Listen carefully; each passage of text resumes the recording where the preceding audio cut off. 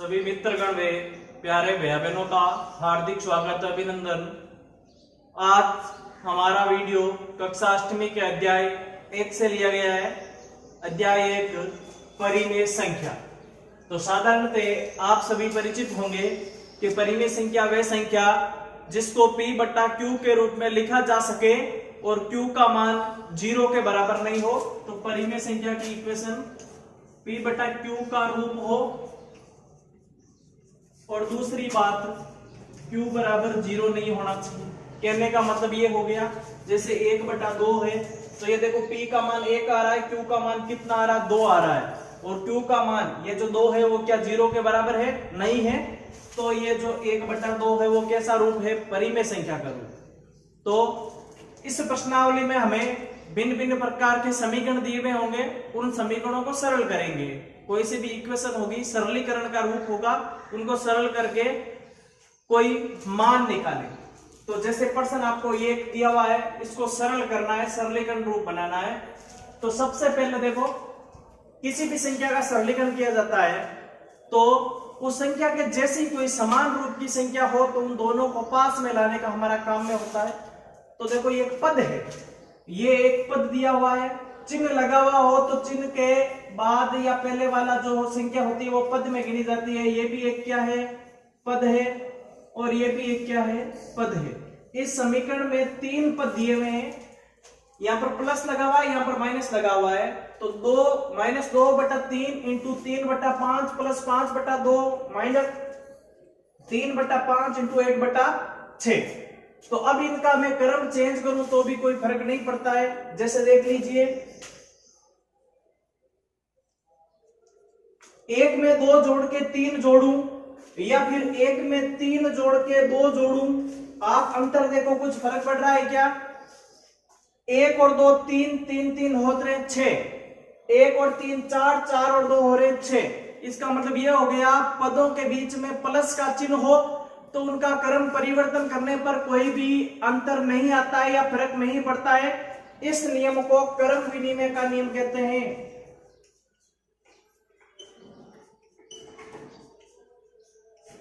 क्रम विनिमय, विनि का मतलब एक स्थान से दूसरे स्थान पे उस क्रम को लेके आना, उस पद को लेके आना। तो ये क्रम विनिमय नियम की पालना करता है। प्लस का हो चिन्ह तो ये प्लस का चिन्ह को एक दूसरे से अंतर करे या माइनस के चिन्ह को एक दूसरे से पक्षांतरित करे तो कोई भी अंतर नहीं आता है। जैसे 1 में 2 जोड़ूं तो भी 3 आएगा या फिर 2 में 1 जोड़ूं तो भी 3 आएगा। ये क्रम विनिमय नियम की पालना कर रहा है। अब आइए देखते हैं, इसी तरह इसमें भी प्लस माइनस का चिन्ह लगा हुआ है तो पद को हम एक स्थान से दूसरे स्थान पर स्थानांतरण कर सकते हैं, कोई अंतर नहीं आएगा। तो -2 बटा 3 की जगह -2 बटा 3 इंटू 3 बटा 5। अब देखो इस लास्ट वाले पद को पहले लेके आ रहा हूं और ये 5 बटा 2 है, उसको अंत में लिख रहा हूं, कोई अंतर की बात नहीं है। अब आप देखो यहां पर भी 3 बटा 5 है और यहां पर भी 3 बटा 5 है। दो पदकों में कोई भी संख्या समान हो तो उसको कॉमन या फिर उभयनिष्ठ माना जाता है और उसको बाहर निकाल के बाकी की संख्या कोष्ठक में रूपांतरित होती है। तो यहां पर भी 3 बटा 5, यहां पर भी 3 बटा 5। तो यहां पर 3 बटा 5 हमने ले लिया कॉमन। कॉमन लेने का मतलब यह होता है कि उस पद में उस चीज का अगर कॉमन आ गया तो उस चीज का भाग देंगे। यहाँ पर 3 बटा 5 कॉमन आ गया, मतलब 3 बटा 5 से 3 बटा 5 कट हो जाएगा। पीछे क्या बच रहा है, माइनस का 2 बटा 3। या कहने को यह भी कह सकते हैं 3 बटा 5 में 3 बटे 5 का भाग एक बार गया, फिर माइनस की जगह माइनस, 3 बटा 5 में 3 बटा 5 का भाग एक बार गया और 1 बटा 6 की जगह 1 बटा 6 पड़ा है, प्लस 5 बटा 2। समझ रहे हो इस बात को? यहाँ पर 3 बटा 5, यहाँ पर भी 3 बटा 5, दोनों में 3 बटा 5 है तो 3 बटा 5 आ गया कॉमन। ये दो पद बन रहे हैं, एक ये पद है, एक ये पद है। इन दोनों पदकों में 3 बटा 5 कॉमन मिल रहा है तो 3 बटा 5 में 3 बटा 5 का भाग एक बार, -2 बटा 3 की जगह -2 बटा 3, माइनस की जगह माइनस, 3 बटा 5 में 3 बटा 5 का भाग एक बार और 1 बटा 6 की जगह 1 बटा 6, प्लस की जगह प्लस 5 बटा 2। अब आगे देखो 3 बटा 5 की जगह 3 बटा 5। अब इनको गुणा कराएंगे। किसी भी राशि को जब 1 से गुणा करवाया जाता है तो उस संख्या में या उस राशि में कोई भी अंतर नहीं आता है। जैसे मैं 500 को 1 से गुणा करूं तो 500 ही मिल रहे हैं और 500 में 1 का भाग दूंगा तो भी 500 ही मिलने हैं, तो 3/5 ये मिल गया हमें 2/3 माइनस 1/6 प्लस 5/2। अब आप देखिए ये बार पड़ा है, अंदर में दो संख्याएं दी हुई है और वो हर के रूप में मतलब भिन्नों के रूप में है, तो हम लेसअप निकाल के इसको सरल करेंगे। लेसअप अभाज्य गुणनखंड से निकाला जाता है और पिछले वीडियो में मैंने बहुत बार बता चुका हूं कि जो लेसअप निकालने की विधि है वो अभाज्य गुणनखंड विधि कहलाती है और हर संख्याओं का लेसअप निकालते हैं। हर संख्या देखिए यहाँ पर 3 और 6 क्या है, हर संख्या, तो 3 और 6 का लेसअप निकालेंगे, 2 का भाग देंगे, 3 में जाता नहीं, 6 में 3 बार, फिर 3 का देंगे, 1 1। अब ये जो इनके गुणनखंड आते हैं इनको एक दूसरे से गुणा करवा लेंगे, 2 को 3 से गुणा कराया 6, तो 3/5 की जगह 3/5, लेसअप मिले 6, 3 का भाग। अब देखो लेसअप निकालने के बाद में क्या करना होता है, पहले इस लेसअप में हर का भाग दीजिए, लेसअप 6 है, 6 में हर 3 का भाग देंगे तो 2 बार जाएगा और फिर अंश से गुणा करवाएंगे, फिर माइनस की जगह माइनस, 6 में 6 का भाग 1 बार, 1 को 1 से गुणा करवाएंगे, 5/2 की जगह 5/2 लिख देंगे। आगे का सरलीकरण देखिए, 3/5 की जगह 3/5,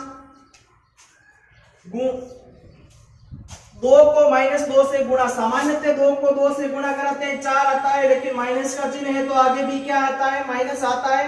ये माइनस की जगह माइनस, 1 की जगह 1/6 इंटू प्लस 5/2।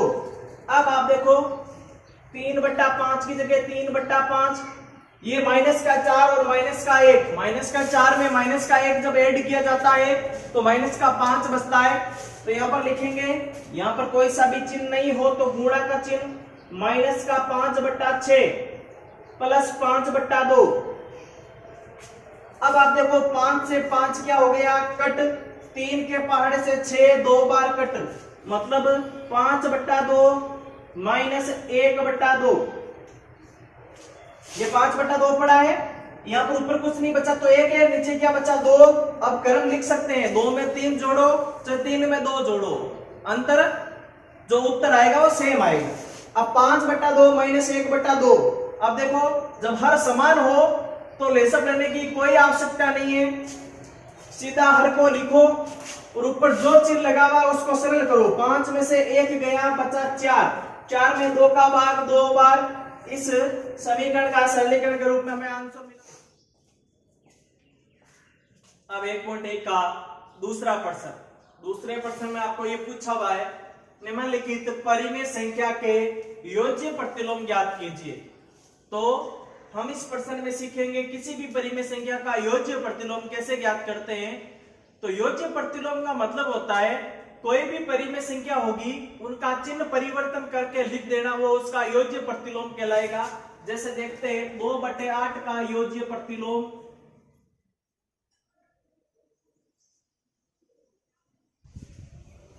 आप देखो 2/8 प्लस का है, मैंने क्या कहा संख्या वही रखनी है, इसका योज्य प्रतिलोम लिखेंगे तो चिन्ह परिवर्तन कर देंगे। ये अगर धनात्मक है तो इसका योज्य प्रतिलोम हो जाएगा ऋणात्मक। समझ में आ गया होगा आपको, साधारण सी बात है। कोई सी भी संख्या हो उसका योज्य प्रतिलोम ज्ञात करना हो तो संख्या अगर धनात्मक है तो ऋणात्मक में लिख दो और अगर ऋणात्मक है तो उसको धनात्मक में लिख दो, बस इतना सा ही काम। दूसरी 5/9 का योज्य प्रतिलोम, तो -5/9 का योज्य प्रतिलोम। अब ये ऋणात्मक है तो इसका योज्य प्रतिलोम हो जाएगा 5/9, धनात्मक का चिन्ह सिर्फ परिवर्तन करना है। अगले वाला देखिए, अब इस संख्या में आपको गौर से देखिए, -6/-5, साधारण से देखा जाए तो ये माइनस से माइनस पहले ही क्या हो जाता है, कट, तो साधारण सा रूप इसका धनात्मक है। 6/5 आपको धनात्मक दी हुई है। अब धनात्मक संख्याओं का योज्य प्रतिलोम ऋणात्मक संख्या में परिवर्तन, तो इसका योज्य प्रतिलोम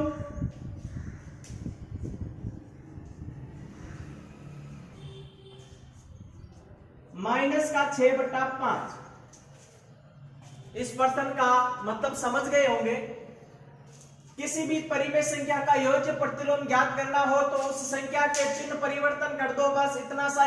में 2/8 का योज्य प्रतिलोम -2/8 -5/9 का योज्य प्रतिलोम 5/9 और ये माइनस माइनस दिया हुआ था तो साधारणतः माइनस माइनस कटता है।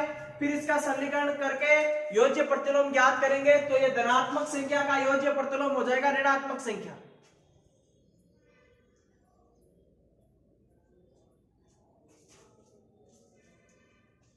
अब देखो अगला प्रश्न, प्रश्न संख्या 3, निम्न परिमेय संख्याओं का गुणात्मक प्रतिलोम ज्ञात कीजिए।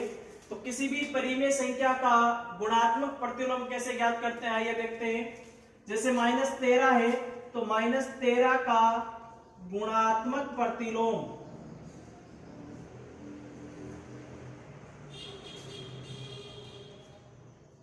अब देखो -13 का गुणात्मक प्रतिलोम अब सामान्यतः हम जानते हैं इसके नीचे कुछ नहीं है तो क्या है 1 है। तो गुणात्मक प्रतिलोम करना हो तो अंश को हर में बदल दो और हर को अंश में बदल दो। कहने का मतलब यह हुआ उस संख्या का व्युत्क्रम कर देंगे। तो ये -13/1 है तो ये 1 क्या हो जाएगा 13 माइनस की जगह माइनस, याद रह जाएगा। ये संख्या दी हुई है इसका गुणात्मक प्रतिलोम करना है तो संख्या को उल्टी कर दो। इसमें याद ये रखना है इसमें आपको चिन्ह परिवर्तन नहीं करने हैं। योज्य प्रतिलोम में संख्या वैसी की वैसी रहती है, सिर्फ चिन्ह परिवर्तन होता है। और गुणात्मक प्रतिलोम में चिन्ह वैसा का वैसा रहता है लेकिन संख्या परिवर्तन होती है। संख्या परिवर्तन होने का मतलब हुआ संख्या का व्युत्क्रम हो जाएगा, अंश का हर बदल जाएगा, हर का अंश में बदलना होगा। अब देखो -13/19 का गुणात्मक प्रतिलोम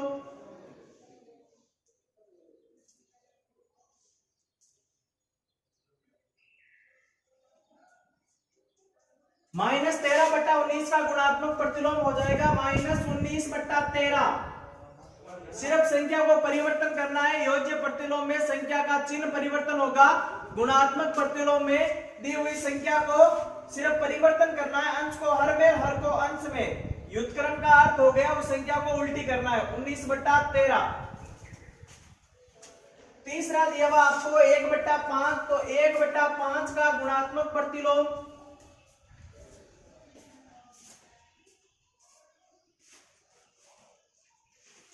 1/5 का गुणात्मक प्रतिलोम। अब इस संख्या का व्युत्क्रम करेंगे तो 1/5 का बन जाएगा 5/1 और इसी तरह अब इसको पहले सरल करेंगे। 5 को 3 से गुणा करवाएंगे तो 15 माइनस माइनस हो गया प्लस 8 को 7 से 56। अब ये 15/56 है। अब इसका गुणात्मक प्रतिलोम निकालेंगे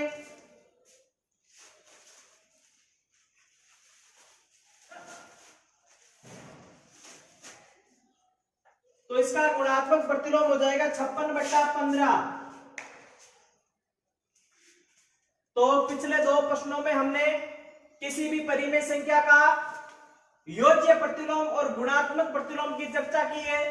तो योज्य प्रतिलोम का अर्थ होता है उस संख्या का चिन्ह परिवर्तन करना लेकिन संख्या को वैसे का वैसे ही रखना है। और दूसरी बात गुणात्मक प्रतिलोम की जाए तो किसी भी संख्या का गुणात्मक प्रतिलोम देख लीजिए -13/1 है तो संख्या को परिवर्तन करना है, संख्या को उल्टी करना है, व्युत्क्रम करना है। तो -13/1 को लिख दिया मैंने -1/13। इसी तरह -13/19 है तो 19/13, चिन्ह परिवर्तन नहीं होगा, ये ध्यान रखने योग्य बिंदु है। 1/5 का हो गया 5/1। अब ये आपको एक पद दिया हुआ है तो द्विपद का सरल करके एक पदक बनाएंगे, फिर इसका व्युत्क्रम कर देंगे। 15/56 है तो हो गया इसका गुणात्मक प्रतिलोम 56/15। और दूसरी बात हमारे उत्तर सही है या नहीं है इसकी जांच कैसे होती है तो देखिए किसी भी संख्या का गुणात्मक प्रतिलोम जैसे ये -13/1 है, इसका गुणात्मक प्रतिलोम से गुणा कराने के दौरान हमेशा धनात्मक 1 प्राप्त होता है। -1/13 से गुणा -13/1 का गुणात्मक प्रतिलोम -1/13 से गुणा करवाएंगे तो 13 से 13 कट, 1 से 1 कट, -1 को -1 से गुणा किया प्लस का 1 प्राप्त हुआ। अब देखिए अध्याय 1.1 का 5वां प्रश्न।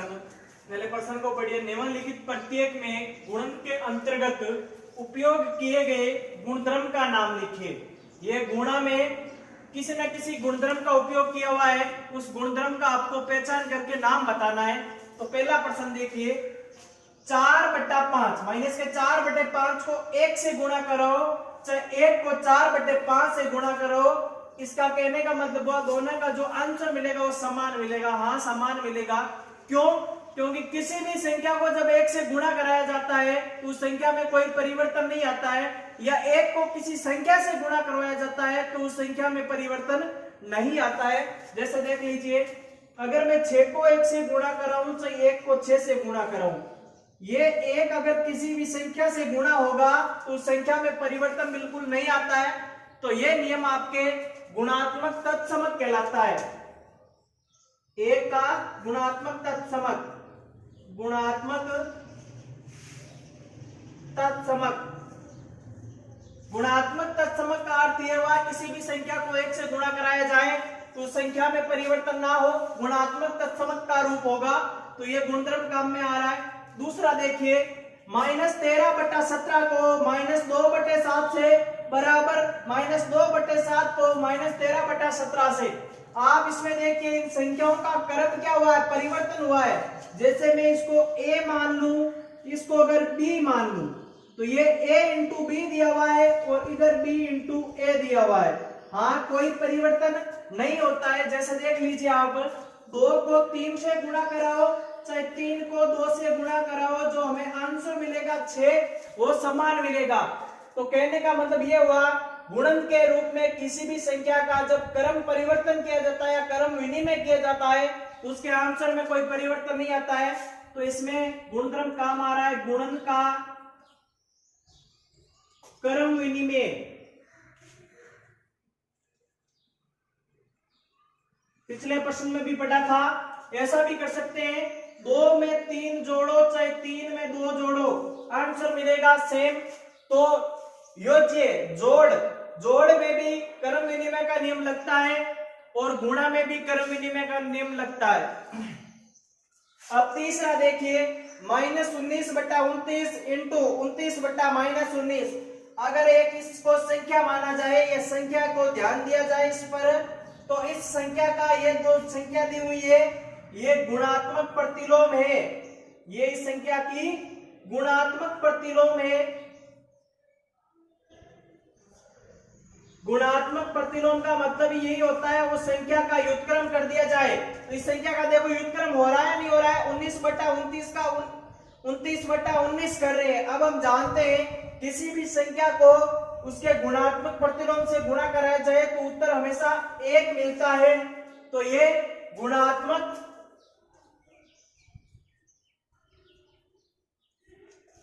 प्रतिलोम का गुणधर्म काम में आ रहा